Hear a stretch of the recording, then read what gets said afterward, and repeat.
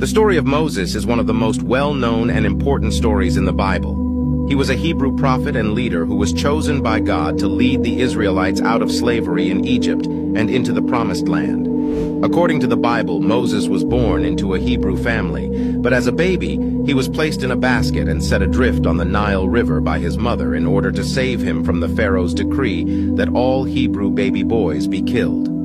Moses was eventually found by the Pharaoh's daughter and raised as her own son. As an adult, Moses fled Egypt after killing an Egyptian who was mistreating a Hebrew slave. He spent many years living in the desert, where he became a shepherd and married a woman named Zipporah. One day, while tending his sheep, Moses encountered a burning bush that was not consumed by the flames. From the bush, God spoke to Moses and revealed his plan to deliver the Israelites from slavery in Egypt. God told Moses to go to Pharaoh and demand that he release the Israelites from bondage. Moses initially resisted, citing his own inadequacies and lack of eloquence, but God reassured him that he would be with him and would provide the words to say. With the help of his brother Aaron, Moses went to Pharaoh and demanded the release of the Israelites.